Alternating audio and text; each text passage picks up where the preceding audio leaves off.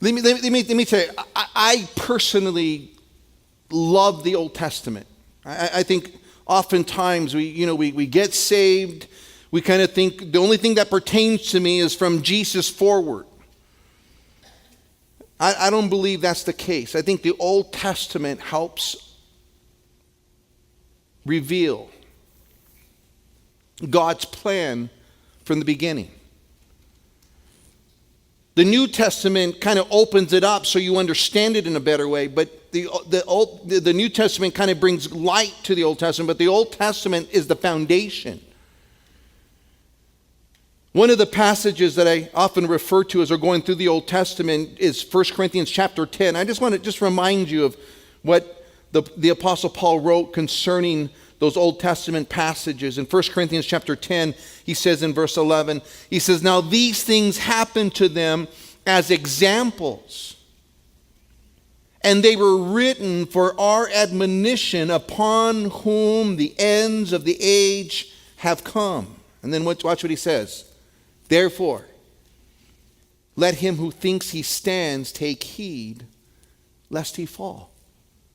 For no temptation has overtaken you except such as common to man, but God is faithful, who will not allow you to be tempted beyond what you're able, and with the temptation will also make the way of escape, that you may be able to bear it." And he says, look, these Old Testament stories that you and I are studying and looking at, they're examples for us so that we can learn what not to do. We can learn what to do.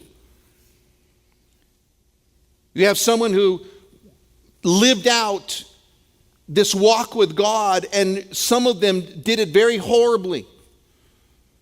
But it's a warning to us. It's so that you and I don't have to go down that same path. And that's what I love about the Scriptures. It's so candid. It's so honest. It shows man's faults and man's failures, and those areas that many had got diverted in, so that you and I don't have to follow into that same trap. And then we have those that of great men of faith that you're able to go back and go, man, that's what I want to emulate. That's the kind of life I want to live. And you have a model to do that. And so I love the Old Testament Scriptures. I think it has so much for you and I to learn. So many examples to see. Now, Samson is one of those examples that you don't want to emulate. Samson is found in the book of Judges in the 14th chapter. Actually, chapter 13, we're introduced to Samson more so to his parents. Samson had a godly mom and dad. Manoah and his wife were God-fearing people. They were barren. His wife, Manoah's wife, wasn't able to conceive a child. And the angel of the Lord shows up to Manoah's wife, and he says, "You're gonna conceive, and the child you're gonna conceive is going to be a Nazirite. You're not to drink any wine." And so, in other words, as long as that child's in your womb, you're going to be a Nazirite as well. You're not to drink any grape juice. You're not to drink any strong drink. You're not to have anything that would emulate wine. And you're to keep yourself clean. That was the command. And then as Samson's born, that would be his vow for the rest of his life. Remember back in chapter 13, verse 7, as the angel was speaking to Manoah's wife, he said, "Behold, you shall conceive and bear a son. Now drink no wine or similar drink, nor eat anything unclean." Watch this. "For the child shall be a Nazirite to God from the womb to the day of his death." That's his whole life. That was going to be the vow that he was going to have. And the whole idea of a Nazirite is that you're set apart. He was going to be set apart. No razor upon his head. There was going to be no strong drink, no grapes, no grape juice, nothing that would defile him, so that even the idea of getting drunk wouldn't even be something that would come into his world or to his realm. And so that was what God had declared to Mom and Dad. And what's interesting is that now, they're kind of, Manoah's wife hears, what happened. She tells her husband, Manoah, and Manoah goes, what do you mean? You didn't ask him any more questions? What are you supposed to do? And he goes, you know what? We're going to pray, and we're going to ask the Lord to come again. And the Lord comes up again. The angel of the Lord comes again. And he tells Manoah the very same things he had told his wife. And then Manoah goes and he takes an animal, a goat, and he lays it on the altar as an offering. And it says that the Lord consumed that offering from the rock up into heaven, and then the angel of the Lord went up into heaven with him. Now, I don't know about you, but just watching that alone, I would have probably died. Right? You're just kind of like, what just happened? The angel of the Lord, they thought they were going to die because we just saw the Lord. Yeah, we're dead. And then Manoah's wife says, look, if the Lord wanted to kill us, he would have killed us already. We're not dying. And he's already given us his plans, and so he's going to fulfill those plans. We're going to have a child. And we found at the end of chapter 13, and we'll just kind of pick up here in verse 24. It says, so the woman bore a son, called his name Samson. The child grew, and the Lord blessed him, and the Spirit of the Lord began to move upon him at Manasseh Dan, between Zorah and Eshtaol. Now, we kind of get a very short declaration of Samson's childhood. He grew in the Lord. The Spirit of the Lord was upon him. And so it seems as though, everything we can know about Samson is that not only does he have mom and dad that are godly and they're seeking the Lord and keeping him, from being defiled and keeping him from grape juice and wine and anything that would cause that Nazirite vow, his hair not being cut his whole time. And then, you kind of look at this young man, and now he's growing up. And as he's growing up, one of the things we know about Samson is that he was a man of faith. He is mentioned in the Hall of Faith. Hebrews chapter 11, Samson's name is declared. Now, if you read his story, you're going to go, really? He's in the Hall of Faith? Samson? Because Samson made some choices in his life that really kept him from being the man that God created him to be. And I think there's a lesson just in that, guys. You can have been brought up in a godly home. You can have a godly heritage. You can have a call in your life. And you can make choices in your life that would really hinder what God intended to do with your life. And I think Samson becomes an example of that. Now watch what happens in chapter 14. Samson went down to Timnah. That's the first thing we find out about Samson. He went down, and that's the rest of the story. We don't have to even read any of it. He went down, and he kept going down, and he kept going down. You see, his life started here, and it just continued to deteriorate. And what you have in chapter 14, chapter 15, and chapter 16 is that deterioration of a man's life. He went down to Timnah. It tells us there in verse 1, and he saw a woman in Timnah of the daughter of the Philistines. Now,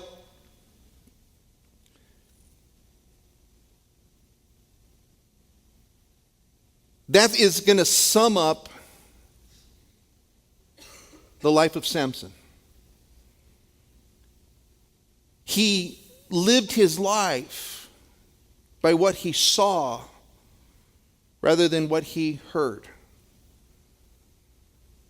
And if you're going to let your eyes dictate to you and drive your decisions in life, let me tell you something. You're going to have a very difficult life. Samson proves it. Because what he saw was dictating his decisions rather than what he knew to be true. It tells us in Genesis chapter 3 in the 6th verse, when the fall came, it tells us that when Eve saw the apple, and we say an apple, but when she saw the fruit, I shouldn't say apple because we don't know what it was. I think it was a pomegranate, but I don't know. When she saw that it was good for food, and pleasant to the eyes, and it was able to make one wise, she partook of it.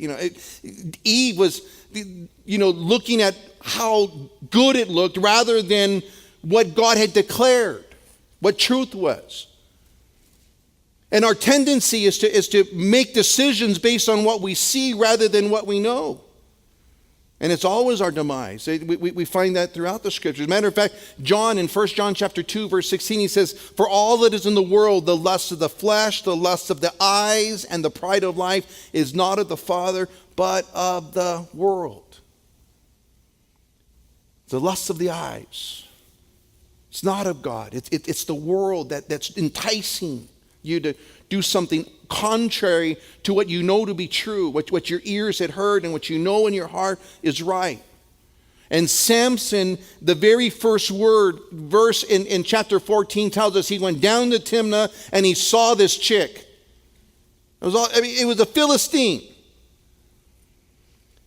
And notice what happens in verse 2. So he went up and he told his father and mother, saying, "I have seen a woman in Timnah of the daughters of the Philistines. Now therefore get her for me as a wife." Now Samson goes home, he sees the gal in Timnah. He comes back to dad and he says, "Hey dad, I found her. She's the one. She's gorgeous. She's a Philistine. And I want her. I want her to be my wife." And everything we're going to see here, he didn't even know her yet. He had no idea what character she had. He had no idea who her God was. He had no idea he knew nothing about this Philistine gal. All that he was basing upon is what he saw. And what's incredible in this whole picture is that he makes his way to this Philistine country, and it was a place that he wasn't supposed to be hanging at, but it was a people that he wasn't supposed to be intermingling with. Watch Dad's advice. Look at verse 3. "Therefore his father and his mother said to him, 'Is there no woman among the daughters of your brethren or among all my people that you must go and get a wife from the uncircumcised Philistines?'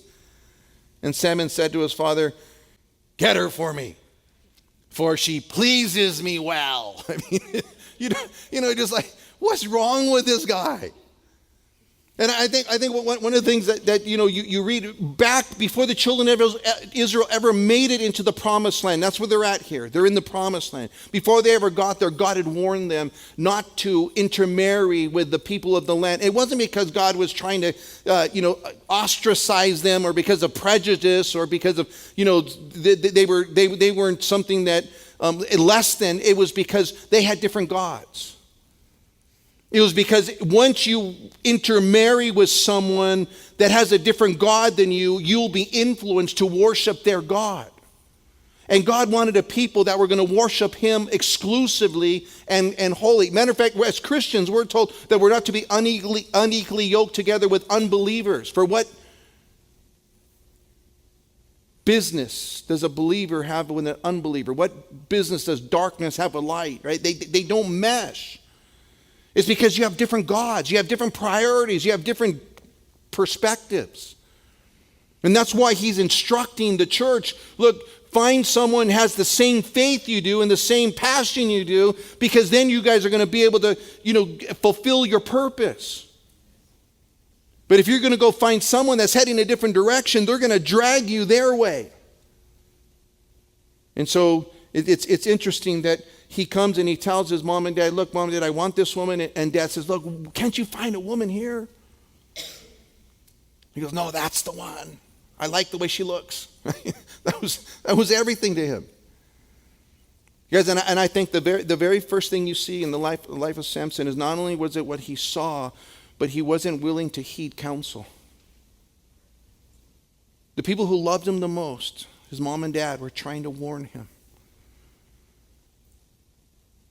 It was in the book of Proverbs, chapter 13, in the first verse, it says this: a wise son heeds his father's instructions, but a scoffer does not listen to rebuke. A wise son, he heeds his father's instructions. Now, the Proverbs is assuming that she has a godly parent, and from everything we can gather, that's exactly what Samson had. Godly parents. Trying to give him godly counsel, but a fool and a scoffer doesn't listen to rebuke. Proverbs 19:20 says this: listen to the counsel and receive instruction, that you may be wise in the latter days. I like that. Listen to counsel, receive instruction. And then in the book of Proverbs 23:22 it says this: listen to your father who begot you, and do not despise your mother when she's old. And here, man, Samson just blows off anything that they're saying, rather than taking the counsel that had been given to him by his parents. And he says, no, she pleases me well. I want that one. Now, the custom in that day is that dad would go down, talk to dad. It was arranged marriages. So Samson was dependent upon, dad to go and have the conversation with the Philistine dad and say, hey, my son really likes your daughter. Can we make a deal here? And they would give a dowry. Now, a dowry was alimony in advance. That's really what it was. It was like, you're going to pay so much money just in case, your son leaves my daughter, that she's got enough money to live on. That was the idea of a dowry. So dad goes, and he's going to go and have a conversation with her dad and try to make the arrangement. Look at verse 4. But his father and mother did not know that it was of the Lord, that he was seeking an occasion to move against the Philistines, for at that time the Philistines had dominion over Israel. Now, God was going to use this situation. Guys, and I don't think it justifies Samson's decisions. I don't think you just go, it was the Lord the whole time. No, you see, here's one thing you know about God. God will take the situation and he'll use it as an occasion to move against the Philistines. But I don't think this was God's first plan or God's perfect will in any way. I think God's going, all right, this is what Samson's going to do. We're going to use this in order to accomplish what I created Samson to do. And so he goes, and they make their way to the Philistines camp over to Timnah, and they're going to have this conversation. Look at verse 5. So Samson went down to Timnah. There he goes again. With his father and his mother, and came to the vineyards of Timnah. Now, guys, I kind of overlooked that when I first read that. They went to the vineyards of Timnah. Well, wait a second. Samson had taken a Nazirite vow. Samson had no business to be in a vineyard. I want you to see it real quick. Watch. Turn your Bible to Numbers chapter 6. Numbers chapter 6, and Samuel would have had this information at his disposal. This was the Torah. It had already been documented. It had already been given. Numbers chapter 6, verse 1, watch this. Then the Lord spoke to Moses, saying, speak to the children of Israel, and say to them, when either a man or a woman consecrates an offering to take a vow of a Nazirite to separate himself to the Lord, He shall separate himself from wine and similar drink. He shall drink neither vinegar made from wine, nor vinegar from similar drink. Neither shall he drink any grape juice, watch this, nor eat fresh grapes or raisins. All the days of his separation he shall eat nothing that is produced by the grapevine, from seed to skin. You see, Samson's in a vineyard now. He's there right where the grapes are growing. And I think it was just that one line that Samson just going, you know what? It's not a big deal. I made, this Nazarite vow, all of this stuff. You know what? I'm gonna just push the line as far as I can. Rather than avoid the grapes, I'm going to jump right into the middle of the grapes. Guys, and I think there's always a dangerous place to be in our Christian life, in our Christian walk, man. Is anytime we're going, man, I want to see how close to the edge I can get, rather than saying how far away from the edge can I stay. I want to see how close to the edge I can get. And here's the danger: when you're getting as close as you can to the edge, all it takes is one wind, one gust of wind to push you over the edge. If you stay far away from the edge, even a gust of wind's not going to get you there. And Samson's there in the vineyard, and I think God is warning Samson here. Look what happens in the next verse. Now, to his surprise, but not to the Lord, a young lion came roaring against him. To his surprise, a young lion came roaring against him. He's in the vineyard. This young lion just leaps out of nowhere. And one of the things you and I know is that Satan is a roaring lion, seeking whom he may devour. That's what 1 Peter chapter 5 verse 8 says. It says, be sober and be vigilant, because your adversary, the devil, walks about like a roaring lion, seeking whom he may devour. And I don't think it was a coincidence, and I don't think it was an accident that all of a sudden, out of this grapevine, a roaring lion jumps out toward Samson. And I think it could have been a warning that God allowed in Samson's life to say, what are you doing, Samson? Pushing the limit, just walking the edge, trying to get close to the line. And I think God will often do that because he loves us, man. He'll send those warnings to us. And he'll even allow Satan to do things in order to get our attention, so that you got to go, wait a second. I don't want nothing to do with that. Man, I need to get back in the right place or in the right position. And what amazes me in this whole picture, watch this. Look at verse 6, man. The grace of God. Watch this.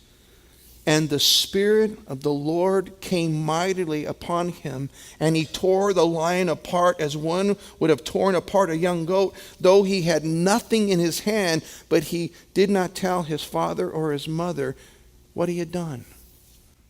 The Spirit of the Lord came mightily upon him, and God rescued him from this dangerous situation that he had put himself in. God allowed his protection upon Samson. And this is the first time that we see Samson with any kind of supernatural strength. It says a lion's ready to devour him. And he's able to take that lion and just like he would a young goat, he would just be able to just, manhandle it and kill this lion. And he left it for dead. And I bet you the adrenaline going through Samson, like, whoa, man, that was close. I mean, that was crazy. The Lord just intervened. Think about it. And it could have been that Samson took God's grace as God's approval. And I think there's the danger that you and I face, Christian. When God shows his grace, when you go and do something you shouldn't do, and you think, I got away with it, and God must be okay with it. so you think that I can do it again. Rather than acknowledging God was trying to warn me. God was trying to get my attention. And he was so gracious in that he didn't allow that to destroy me or to take me out. And I don't think Samson learned the lesson because of what happens next. Look at verse 7. Then he went down. He did it again. The only time he went up was when he was going to his parents. Every other time we're talking about Samson, he's going down. Going up, he was going to go get good counsel, but he wouldn't heed it, so there he goes back down again. And he went down and he talked with the woman, and she pleased Samson well. And it looks like it was their first conversation. He's like, "Hey, babe, what you doing?" They have a cordial kind of communication there, and he goes, "Hey, I like her. Right? Now she looked good. Now she can. We talked. This is good." What? Look at verse 8. This is incredible. After some time, when he returned to get her, he turned aside to see the carcass of the lion, and behold, a swarm of bees and honey were in the carcass of the lion. What does that tell us, guys? Samson went down that same path to the vineyard again, where the lion had attacked him. And he didn't think anything of it. He didn't think anything about it. He just thought, you know what? I'm going to go back, and if the lion comes, God will rescue me again. Rather than saying, man, I don't want anything to do with that vineyard again. I don't want to go anywhere near that vineyard again. The enemy almost took me out right there. And Samson finds himself in the very same place, and he's going down to take his bride. And instead of going to war, he's going to a wedding. Remember Samson's mission? It was to wipe out the Philistines. And rather than going to war, he's going to the altar. He's going to go and hook up with this Philistine woman. And as he's on the way to go, marry this Philistine woman, he sees the lion. And now a couple of commentators I was reading, they're saying, that just shows the pride of Samson. You think about Samson wanted to go and say, let me go see what I did last time. That lion was like a goat. I wiped him out. I'm going to go see my kill. I'm going to go and, it just arrogance and pride. Rather than heeding the warnings that were given to him, he goes right back into the same vineyard that a lion attacked him, and he sees there the carcass of the lion, and it just happened to be a bee's nest was in there, or a hive. I don't know if they call it a nest, a beehive. And inside the carcass was a big stash of honey. Now, again, if you know anything about the Nazirite vow, we stopped in verse 4, but if you were to read Numbers chapter 6 down further, that if you took a Nazirite vow, you were not to touch a carcass. It would make you unclean. You weren't even to go to your own mother or father's or brother's or sister's funeral, because during your Nazirite vow, if you were to come into the presence of a dead body, you now are defiled and you're unclean. And yet he's there taking honey out of a carcass. He had no regard for the vows he'd made. He had no regard for his parents, and he has no regard for the Lord and anything that God declared or anything God said. So Samson now is living his life dictated by his flesh and his eyes rather than God and his spirit. And it's an incredible picture for us because, guys, this isn't a heathen. We're not talking about someone that didn't know God or didn't grow up in a godly home. You're talking about someone who knew God and had a call in his life. And I think that same warning is for any of us that know the Lord. You see, you can have two things rule your life. You can allow your flesh to rule your life, or you can allow the Spirit of God to rule your life. You can allow your eyes and your wants and your lusts and your desires to dictate where you go and what you do, or you can allow what you know to be true according to God's word and what is right according to truth. And you can let that rule your life. But understand something, man. One of those will rule your life. And Samson had made his choice. It was going to be his lust, his eyes, his wants. He goes down, he grabs the honey that was in the carcass of this lion that he had killed. And it says in verse 9, he took some in his hands. He went along eating it. And when he came to his father and his mother, he gave some to them, and they also ate, but he did not tell them they had taken the honey out of the carcass of the lion. Now, the second time, he didn't tell mom and dad when he killed the lion, which was, again, a dead carcass he wasn't supposed to touch, and he doesn't tell mom and dad that he gets the honey out of the lion. And what you see in that idea is that not only did Samson defile himself, but now he's defiling his parents. See, a little bit of leaven leavens the whole lump. A little bit of sin affects everybody. There's an interesting passage. When the children of Israel first came into Israel, they were told that everything that was in Jericho was to be dedicated to the Lord. And Achan,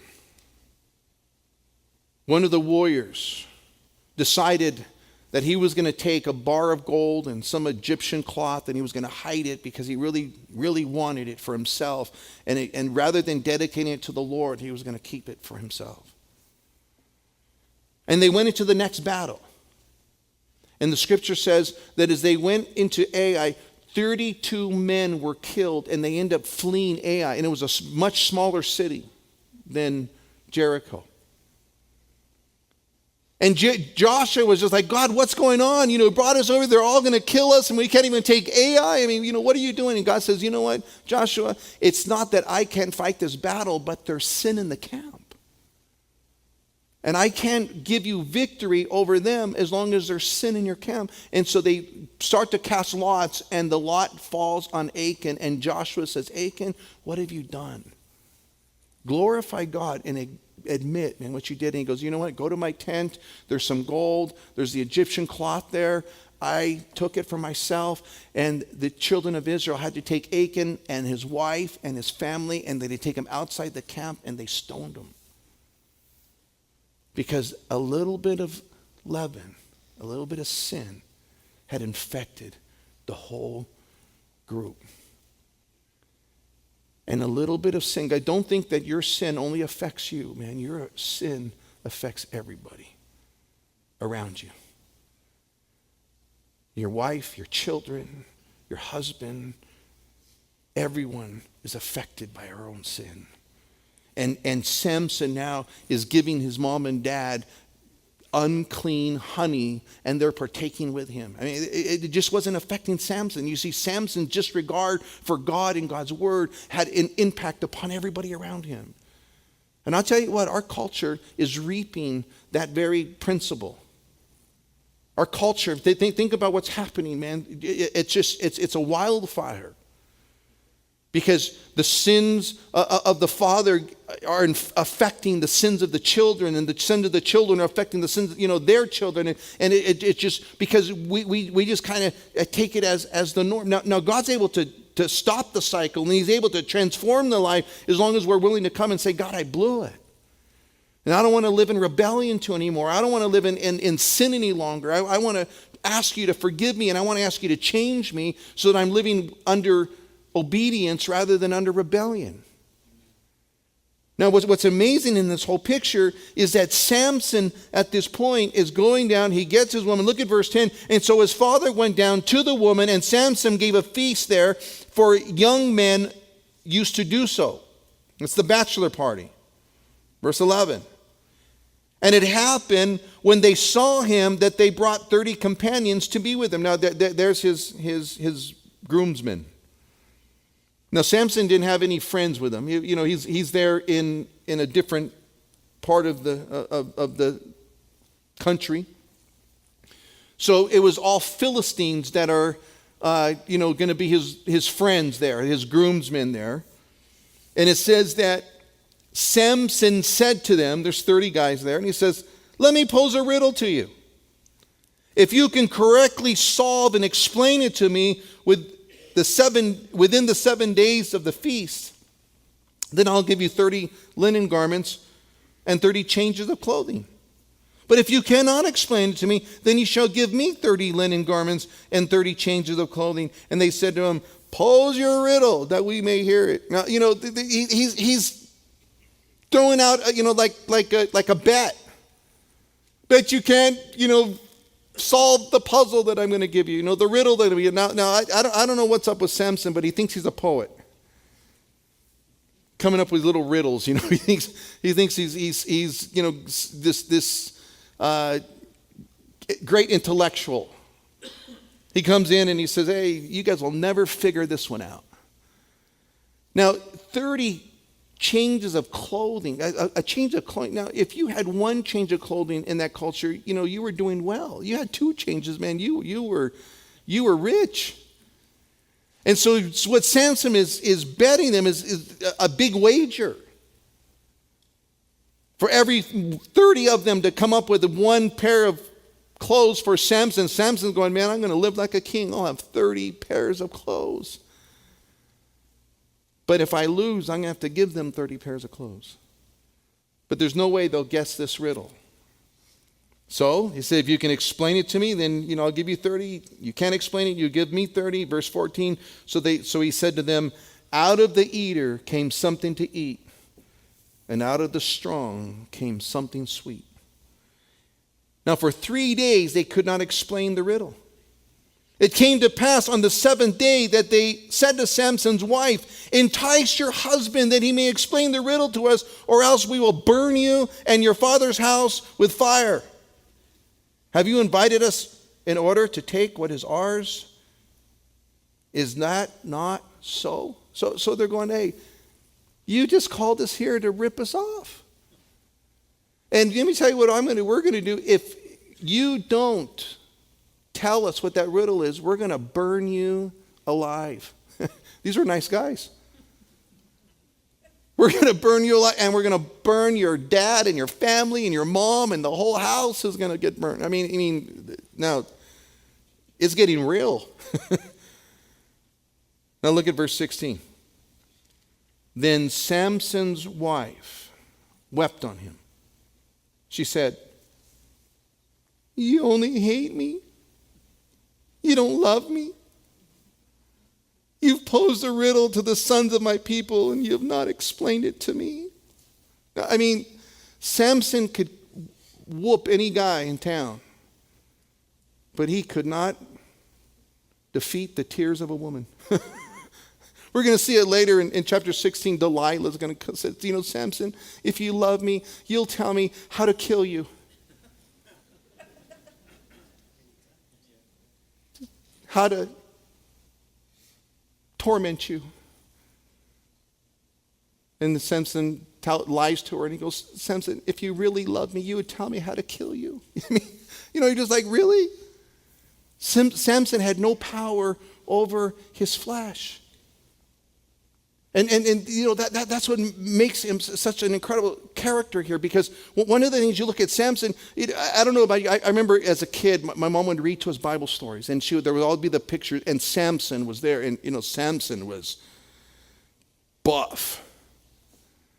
You just look at Samson like, man, he's got the gates kind of, I remember one of the pictures, a gate over his head, he's kind of walking up the mountain with a gate, and he just kind of, long flowing black hair, tanned, looks like he had oil on his muscles. That kind of thing. Samson was like, dude, that guy is tough. But when he's talking to Delilah, he says, find out where the strength of Samson is. Now, if he had all those muscles, I don't think that anyone would be wondering where his strength was. I think Samson was like the skinny runt. Like the guy that everyone would go, man, where did you get the strength? He looked like a little twig.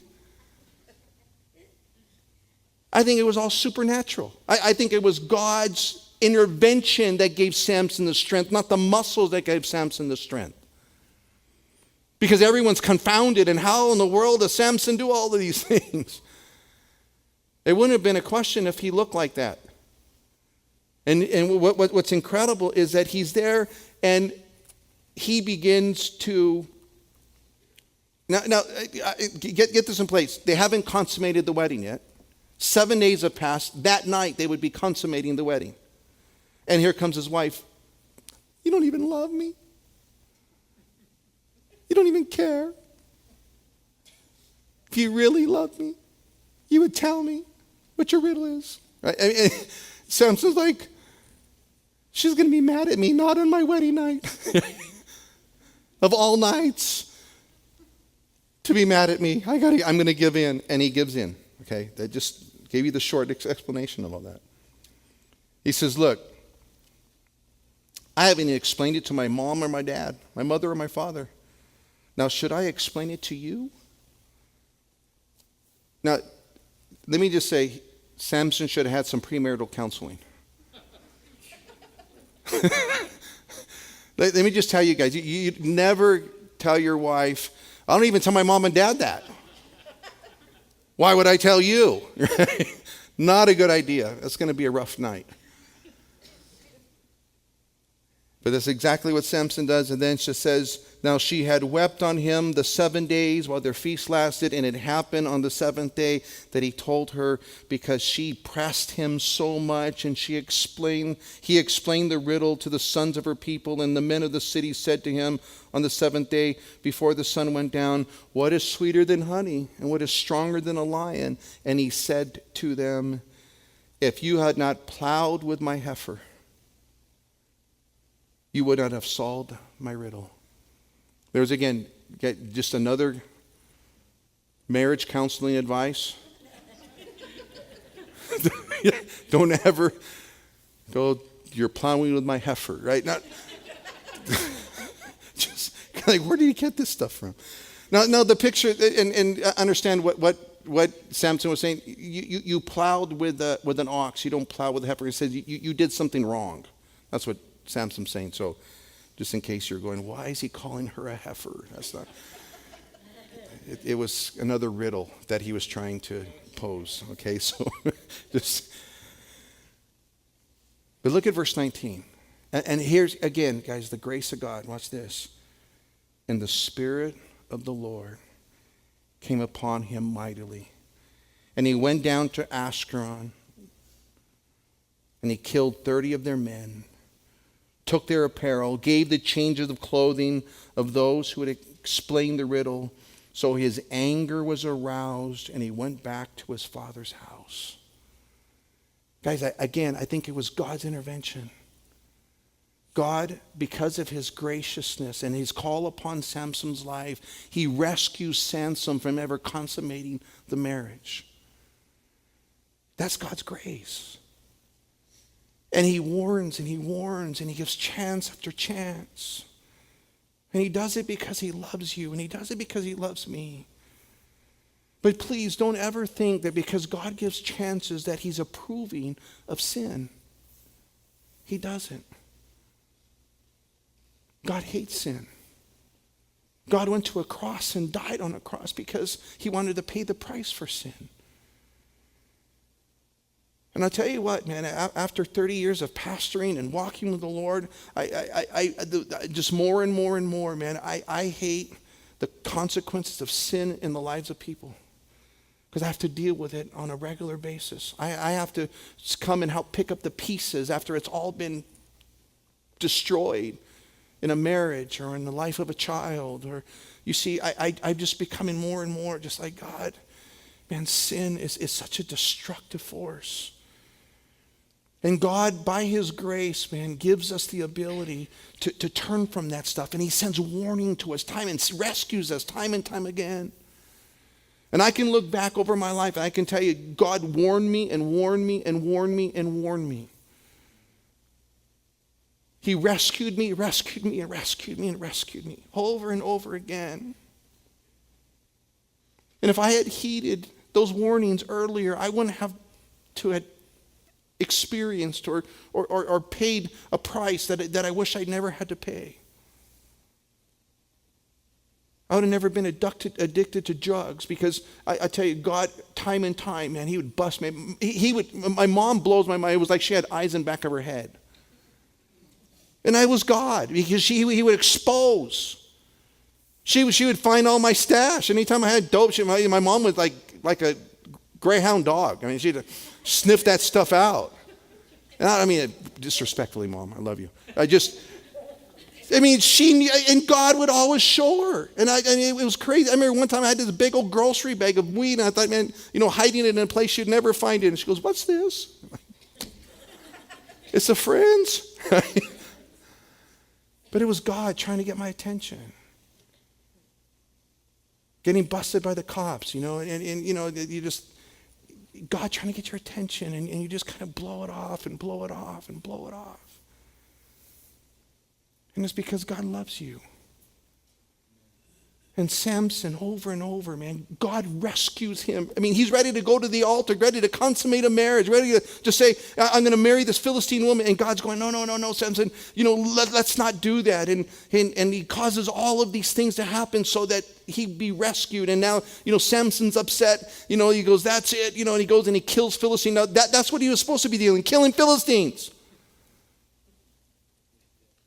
And he does it out of anger because they were messing with his heifer. Rather than because I'm obeying the Lord. And it's a sad story, man, when you read the life of Samson. It's a sad story because Samson had so much potential for the kingdom of heaven. And he wasted it. Because he was more concerned about what he saw than what he knew. He was willing to throw it all away. God help us, man. God help us. Because God's got a plan for your life. He's got a purpose. And we can be so caught up, and it doesn't have to be that blatant sin, man. It doesn't have to be the woman or the man. It could be, I'm so distracted by my agenda or my goals or my career or my money or my bank account or my 401k, and all of that is consuming me so much that I'm missing out on what God wants to do in my life. That I'm missing out on the more important thing, the eternal thing. I'm letting it destroy my marriage. I'm letting it destroy my home. I'm letting it destroy my calling. I'm letting it destroy what God had designed me to do and what he called me to do. You see, Samson's going to have some success, guys, but it's going to cost him his life. Samson's going to finally accomplish what he was created to accomplish. But it was going to be the very thing that took him out. And it didn't have to be that way. And I think as we're looking at the life of Samson, man, I think there's lessons there for us. Maybe God's been trying to get your attention. He's used situation and circumstances. He's used people, wife, husband, boyfriend, girlfriend. He's used, job. God will use whatever's necessary to try to get your attention. A lion. God will use whatever he needs to, man, to try to get your attention so that maybe at some point you just kind of go, wait a second, man. I don't want to mess with the vineyards anymore. I don't want to marry that Philistine woman, man. It's going to be my demise. She's going to cause me to seek after her God. And at any point here, Samson could have came to. And as we read his story, he doesn't. And it's a tragedy. And let it not be your story. It says there in verse 20, we'll wrap it up here. It says, and Samson's wife was given to his companion who had been his best man. It's interesting. Dad says, Samson left. He didn't even, take my wife. I'm just going to give her to somebody else. And gives her away. And it was the best thing that ever happened. Samson didn't think so. Chapter 15, we'll find out. You get a little upset. You gave my wife away. What are you, and he's going to go kill another 1,000 for it. But the only reason Samson was doing the will of God is because Samson was angry at his situation rather than yielding to God's will.